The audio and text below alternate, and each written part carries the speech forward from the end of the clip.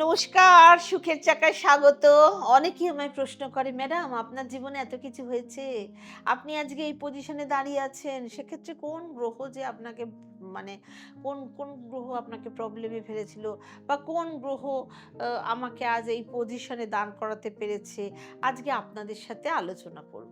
কোন প্ল্যানেট আপনাকে 0 থেকে কোটিপতিতে নিয়ে যেতে পারে, আবার কোন প্ল্যানেট আপনাকে কোটিপতি থেকে পুরো 0 পজিশনে নামিয়ে দিতে পারে।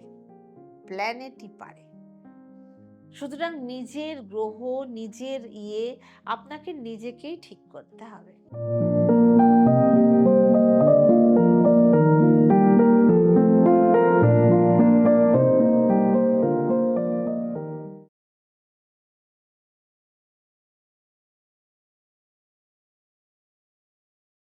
আমি বলাকা ব্যানার্জি, আমার নিজস্ব চ্যানেল সুখের চাকায় আপনাদের সবাইকে স্বাগত।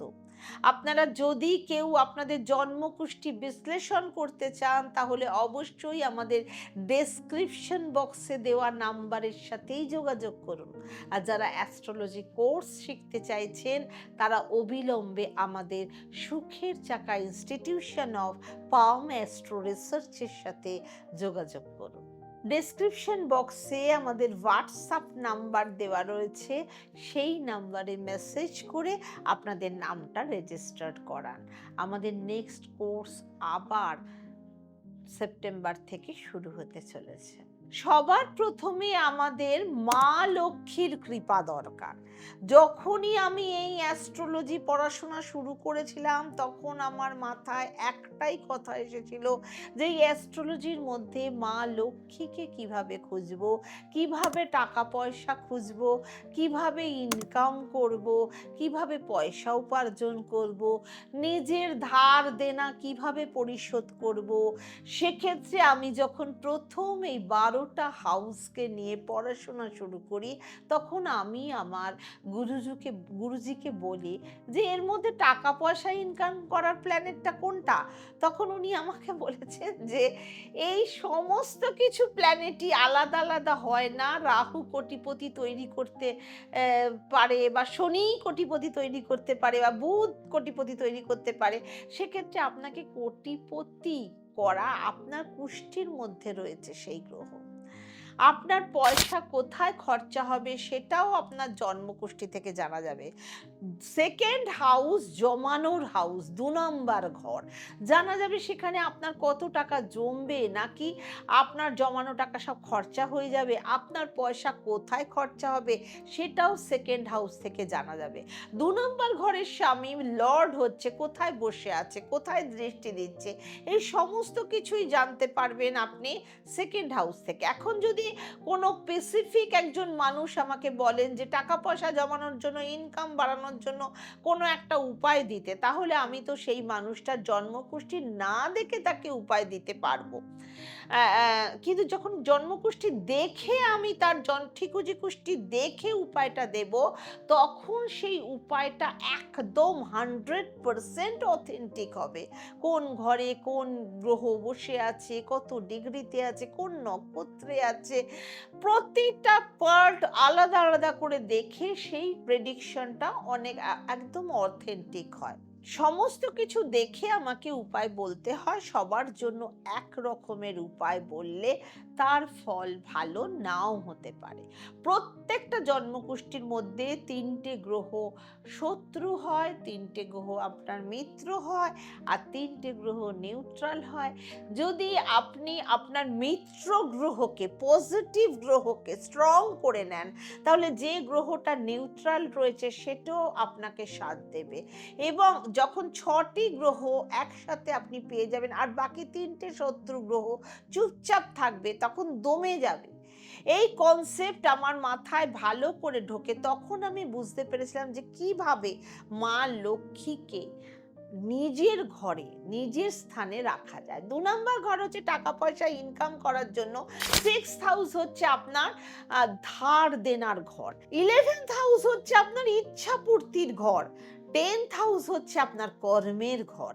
7th হাউস হচ্ছে আপনার ব্যবসা, এবং পার্টনারের ঘর। 6th হাউস হচ্ছে আপনার ধার দেনা, মানে রোগ, ঋণ, রিপু এই সমস্ত। যদি কোনো ভাড়া ঘর নেন, যদি আপনি কোনো বড় জিনিসের জন্য লোন নেন, সেটাও আপনার 6th হাউস থেকে দেখা হবে। যত ফিন্যান্স কোম্পানি রয়েছে সমস্ত কিছু 6th হাউস থেকে দেখা হয়। ফিন্যান্স কোম্পানির যারা মালিক রয়েছে তাদের 6th হাউস বিশাল স্ট্রং। যারা ভাড়ায় জিনিস দিচ্ছে তাদের 6th হাউস স্ট্রং রয়েছে। যারা লোনের ব্যবস্থা করে দিচ্ছে তাদের 6th হাউস স্ট্রং রয়েছে।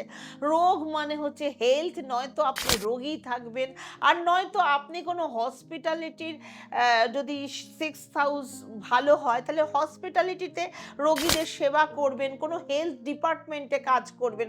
শত্রু মানে হচ্ছে অ্যাডভোকেট, আপনাকে কোর্টে যেতে হবে, আর নয়তো আপনি নিজেই অ্যাডভোকেট হয়ে যাবেন। সুতরাং দেখুন, গ্রহ স্ট্রং হলে একই গ্রহ জেলে পাঠায়, আবার একই গ্রহ স্ট্রং হয়ে গেলে সে জেলার হয়ে যায়। ব্যাপারটা এরকম। এবার বলবো আপনাদের আমাদের জন্মকুষ্ঠির মধ্যে সব থেকে কোন 3টে গ্রহ খারাপ বলে মনে হয়। যদি আপনাদের কাছে প্রশ্ন করা হয় যে কোন কোন 3টি গ্রহ খারাপ বলে মনে করা হয়, তাহলে আপনারা অবশ্যই হয়তো বলবেন রাহু, কেতু, শনি, এবং অনেকে এর সাথে সাথে মঙ্গলকেও খারাপ প্ল্যানেট বলে ভাবে। যদি আমি কালপুরুষের জন্মকুষ্ঠির কথা বলি তাহলে বলবো ধার দেনা না শনি দেয়, না রাহু দেয়, না কেতু দেয়। ধার দেনা বেশি দেয় বুধ, কারণ 6th হাউস কন্যা, কালপুরুষের মালিক কন্যা রাশি, বুধের ঘর। আমাদের 9টি গ্রহের মধ্যে সব থেকে ছোট গ্রহ বুধ। এই 9টি গ্রহের মধ্যে সব থেকে ফ্লেক্সিবল প্ল্যানেট বুধ। বুধের সাথে যদি শত্রু বসে, শত্রু হয়ে যাবে।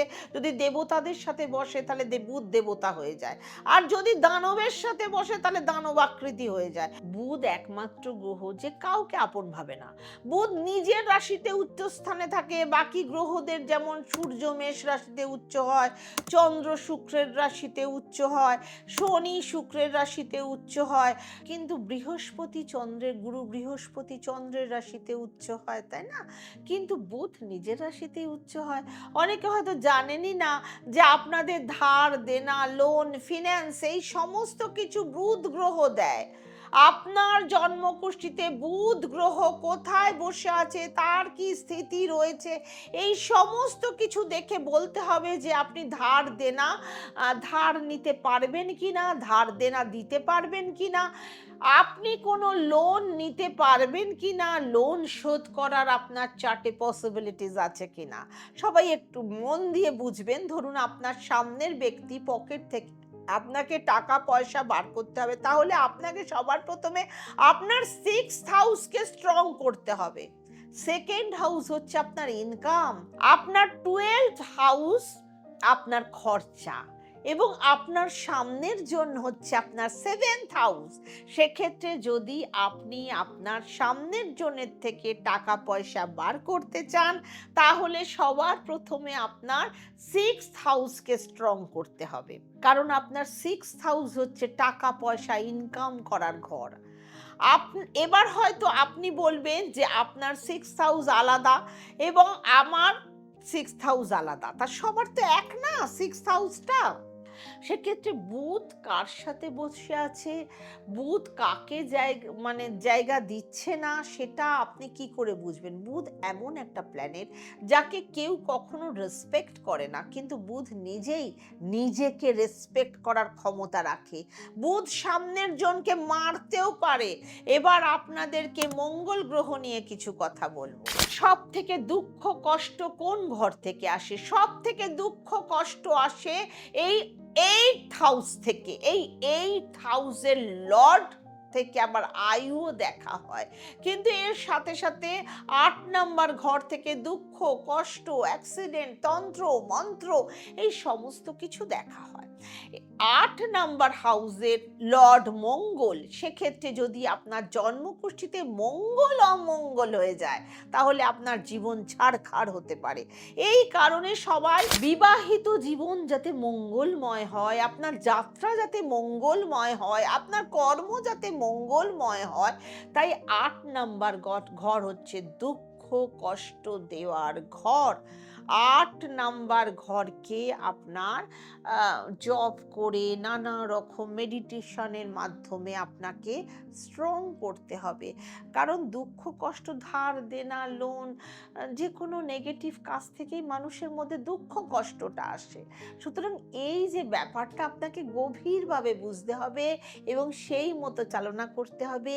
আজ থেকে ভুলে যান যে আপনার 6th হাউস এবং আপনার বুধ যদি স্ট্রং থাকে, আপনি বড় গাড়ি কেনার জন্য, বাড়ি কেনার জন্য, যে কোনো কর্মের জন্য আপনি লোন নিতে পারবেন এবং সেই লোন আপনি শোধও করতে পারবেন টাইম টু টাইম। সুতরাং মানুষের ভ্রান্ত ধারণা, বুধকে সবসময় আমরা মানুষ, বুদ্ধিটার প্রাধান্য আমাদের সবার আগে দিতে হবে এবং বোধ বুদ্ধি যদি ঠিক থাকে, মানুষ সঠিক পথে চালিত হয়, সঠিক কাজকর্ম সে করতে পারে। সুতরাং সব কিছুর জন্য আপনার দেখুন, শুক্র ল্যাভিশমেন্ট দেয় ঠিক আছে, কিন্তু ঘটে বুদ্ধি না থাকলে সেই ল্যাভিশমেন্টটাও তো আমি মেনটেন করতে পারবো না, তাই না? সুতরাং দেখুন, অ্যাস্ট্রোলজি একটা ভাস্ট সাবজেক্ট। আমি এত অথেন্টিক কথাবার্তা বলি বলে আমার হয়তো ভিউয়ার্স কম হয়, কিন্তু যারা আমার প্রোগ্রাম দেখেন তাদের কতটা ভালো লাগে আমার প্রোগ্রাম জানাতে, নির্দ্বিধায় জানান, যাতে আমি ইন্সপিরেশন পাই। আপনাদের কমেন্ট থেকে উদ্বুদ্ধ হব, তবে না আমি ভিডিও বানাবো। এখন ভিডিও বানানো সেই কারণে আমি কমিয়ে দিচ্ছি, কারণ আপনারা কিছু লেখেনও না, বলেনও না, উৎসাহও দেন না, আর সেহেতু আমি ডিমোটিভেটেড হয়ে যাচ্ছি। সুতরাং আমাকে উৎসাহ দেওয়ার জন্য যাদের আমার ভিডিও ভালো লাগে, কমেন্ট করতে একদম ভুলবেন না। ওম শান্তি।